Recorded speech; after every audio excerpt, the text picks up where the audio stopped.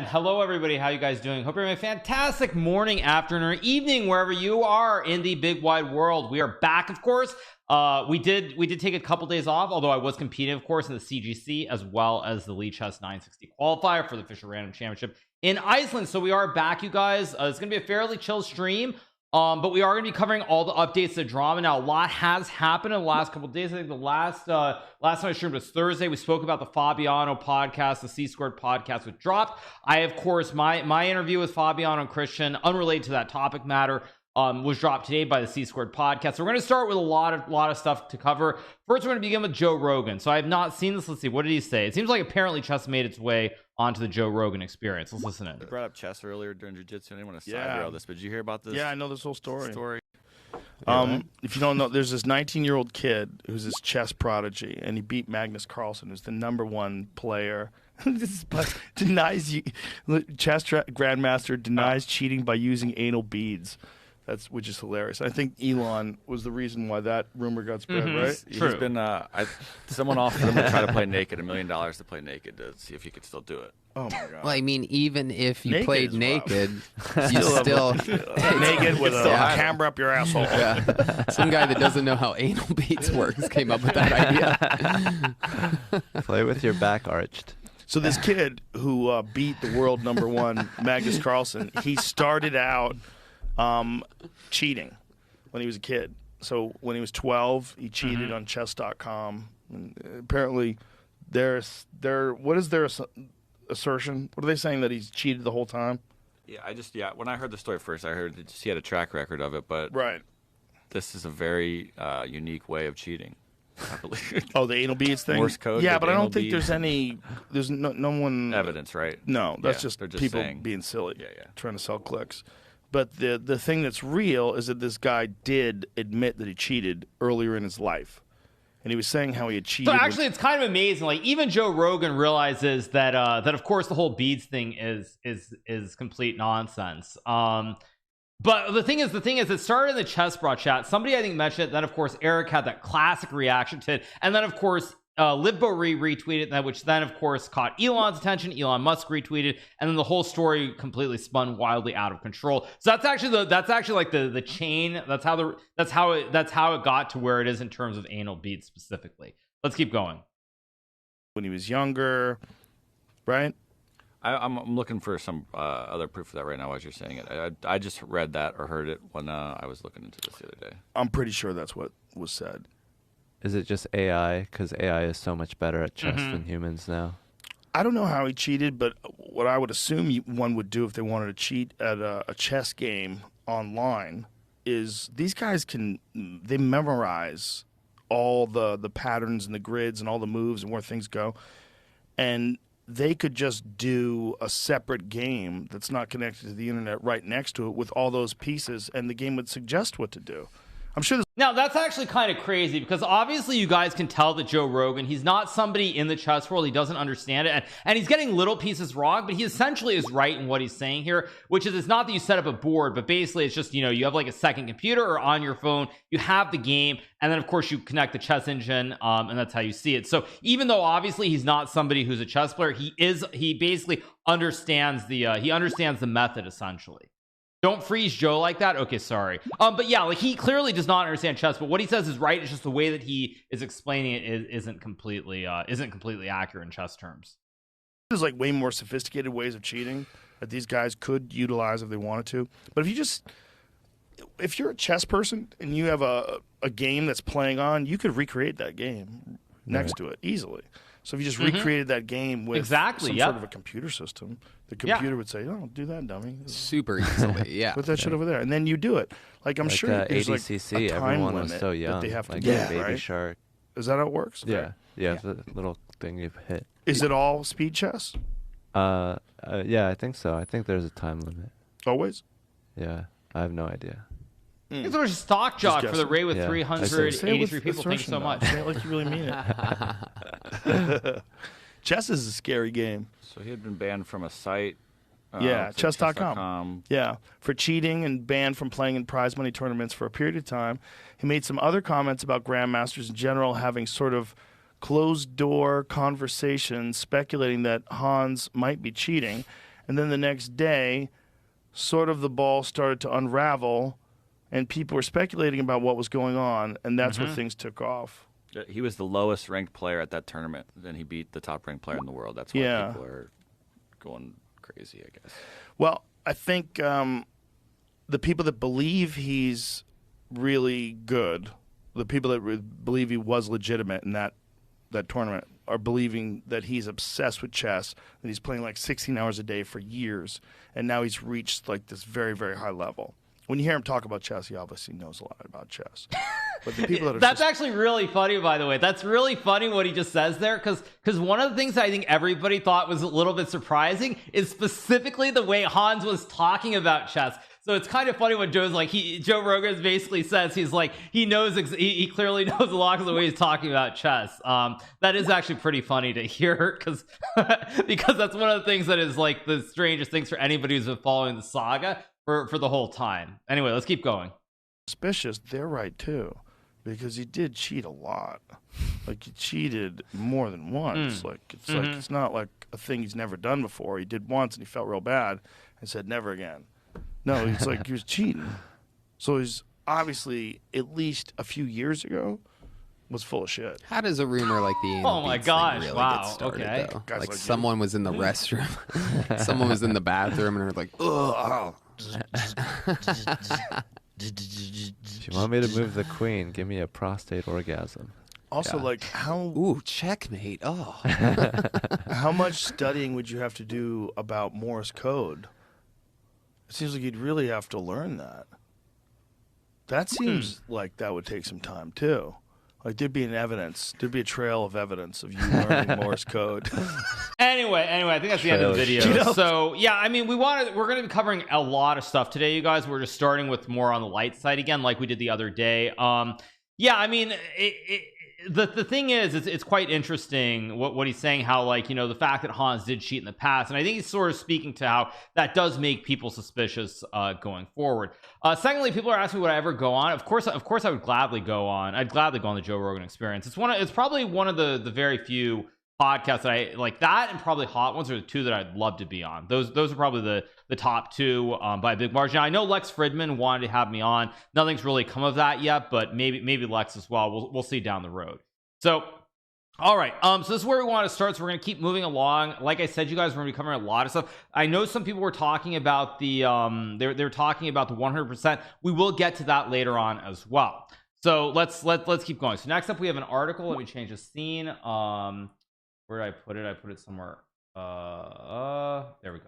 All right, let me adjust this just a little bit, and let me make this. So what is this article? This is is this the Onion? This is the Onion. Okay, so let's start with another article. Let me see. That's more or less where it ends. So what's it? It says Niemann cheating scandal spirals out of control as Magnus Carlsen's rook is found dead. Okay, this is going to be a fun article, I'm sure, because it is the Onion, of course, as we know, the best publication in the world. What is the article? Okay. Oslo, Norway. In a dramatic escalation of a story that has gripped the chess world for weeks, the Hans Niemann cheating scandal reportedly spiraled out of control Friday as one of Magnus Carlsen's longtime rooks was found shot dead in an Oslo alleyway. At this time, we are investigating this as a premeditated murder carried out on Mr. Carlsen's second most powerful chess piece to strike fear into his other knights, bishops, and pawns, said Oslo police chief Beatty Gangas of the slain rook, known as the castle to its closest associates, which appeared to have sustained a lethal bullet wound from a point-blank shot to its battlements. Unfortunately, the rook was only able to move forward, backward, or sideways while nearby pawns looked on in horror. Otherwise, it may have been able to flee from its assailant. This is a very dark day for chess. At press time, authorities confirmed that Carlsen's other rook had been placed into protective hiding in disguise as a king. Okay.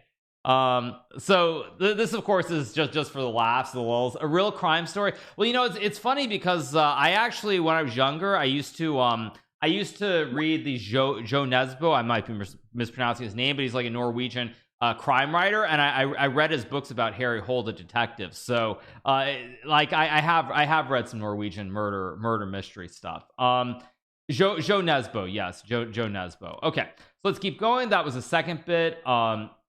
Okay, what is next? We have this. Let me what is this? We have, this is the next thing, next article to cover. We have a blog from good old fashioned Lichess. Let's pull this up. What is this about? This is the next thing. Okay, here we go. What is this article on? This is, I have an opinion about Hans Niemann. And no, you guys, the girl with the dragon tattoo was what's his name? That was a different author. That was not Joe Nesbo. Anyway, all right, let's keep going. Okay, I have an opinion about Hans Niemann by National Master ZugAddict. The world holds a Stieg Larsson, right? The world holds its collective breath. Hello, all.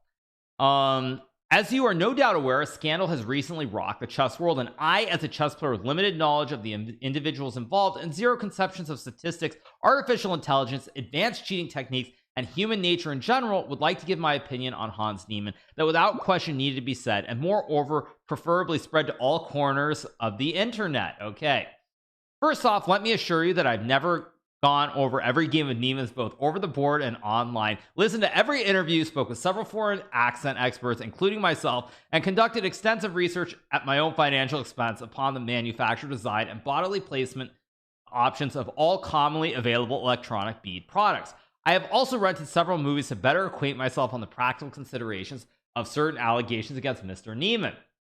Okay, having established my credentials, I'd like to begin with some graphs. Here's one charting Niemann's over-the-board rating with two often overlooked factors: the average price of one share of Domino's Pizza, DPZ, of course, great stock. Jim Cramer has spoken about many times, and since Stock Jock rated me, I'll just throw that out there. And the fuel efficiency of Norwegian vehicles since 2013. I believe the correlations here are too obvious to ignore. Okay, so what do we have? The data speaks for itself. So we have Hans Niemann's rating. By the way, actually, though, the problem is the market is complete ass. Pardon my French for a second. But the market's been so bad lately that I bet this chart no longer holds, right? Because Domino's was 330. If I'm just looking at the 1 day chart, it was, oh my gosh. If I just look at the let me just look at the 6 month chart. 6 month high in DPZ was looks like it was like 412.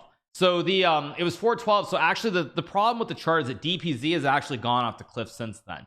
Anyway, okay, let's see. Okay, Hans's rating. Okay, now this of course is a funny graph because this shows it in 1000 levels of 1000. So it looks like Hans actually, that looks like a fairly normal rating graph. We have, okay, the blue is what? Stock price of Domino's Pizza. Now Domino's Pizza went really high and then it spiked back down, although I'm assuming this must be, oh, it's measured in dimes. That's why, measured in dimes. Okay, so it would be back down like at the 2000 level probably, or somewhere like that, if that's off the high. And the average carbon intensity, which I think it's meant to be reddish, or that's like what? That's like a reddish, lighter red, I guess. But it's actually a green line, which average carbon intensity of Norwegian passenger vehicles. Okay. So in this chart, what it's saying that it's not outside any norm, right? It's saying it's right in the middle. Okay. Okay. If that were not damning enough, here is another equally revealing statistical analysis. A closer look. Hans Niemann rating. Total attendance for the Baltimore Orioles.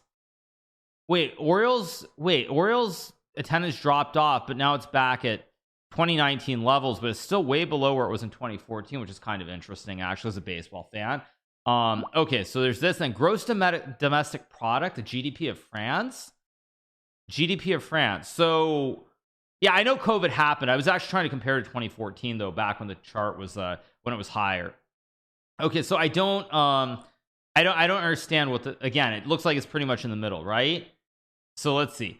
Frankly, here's a song I wrote about Hans Niemann that should clear up any further questions the general public might have. Is this a long video or not? I don't know. Is this a long video? I don't know. Let's watch anyway.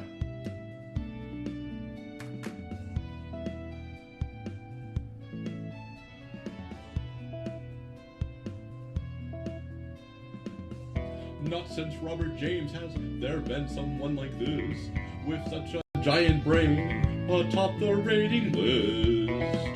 The rating list. Then one day, Hans got to play the world champion, Magnus Carlsen. Hans achieved his aim, he won the game against Magnus, but then his rival claimed with great disdain that Hans's play was sus. What could poor Hans do? He gave some awkward interviews on live TV, but he could not lay to rest rumors that he beat the best by using anal beads. It's how Niemann beat the best. Who would have guessed anal beads vibrating on the internet? So hard to detect. It's good. It's good. What can I say? That's actually pretty good. I know of course it's all fun and games, but that's not bad. Not bad. Okay, so this is an article. This is also a fun article from Leechus from ZugAddict. It's basically comparing. It's just doing random comparisons of things that are completely irrelevant, I guess we should say. So all right, so we have this blog, so we're going to keep going with our